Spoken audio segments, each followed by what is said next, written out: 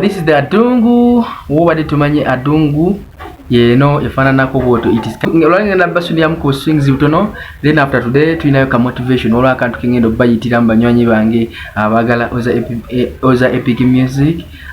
We don't just stop on singing, tetukoma bukome kuyimba wabula tuzuula ne instruments nga wolaba kano ka adungu nenkuyigiriza okusuna kodi zezisookebwako.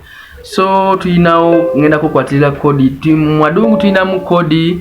We have code 1, code 4, code 5. Those are the 3 codes we have. Then today I'm going to be playing code 4, code 2, 3, 1. Let's play code 1.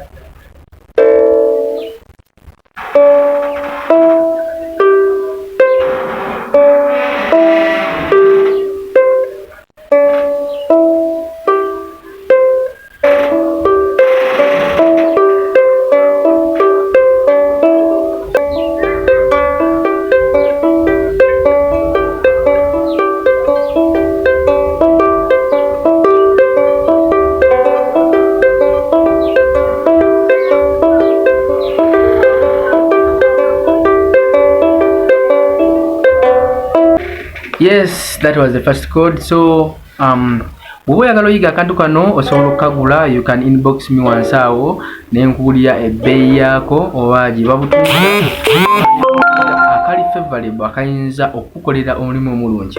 N'olwekyo sigenda kubandaalayo nnyo, mbadde nkubamuko kadde olunaku olwaleero. So my next part of this show we have motivation. Ngenda kunyumizayo akaboozi naye just njagala ontegere matugo saagala nnyo bintu birala bingi. Kale njagala ontegera matugo. Olunaku lumu mukwano gwange mugalula yali agenze mu kyaki okusabako. Munnange ng'ali mu kyaki asaba, pasita yali abasabisa ng'ali kusoma bye bayita amasomo, ali mu kubuulira. Essimu ya mugalula neevuga nnyo. Kyaki yonna neetunuulira mugalula nga bonna bamutunuulira ne fesi eziraga nti banyiivu, kwegamba nga balaga nti kyakoze si kirungi ekyokuleeta essimu mu kyaki nga teri mu flight mode oba nga teri mu silent, okubaleekaanira nga bali mu kubasomera masomo.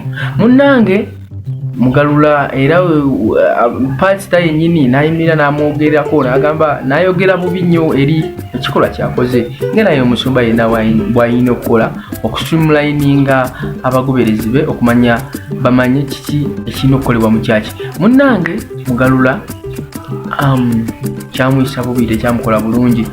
Mugalula baba baddeeka ne mukyala we. Ne mukyala we yagenda amunenya nnyo, oleka essimu nga kweri tugenze mu kyaki, omusumba ali mu kusumba, oli mu kulekako essimu kutuleekaanira. Munnange yawulira ennaku, n'awulira nga ali so down, n'awulira nga ali so small, n'awulira nga kwegamba omusango gumusinze.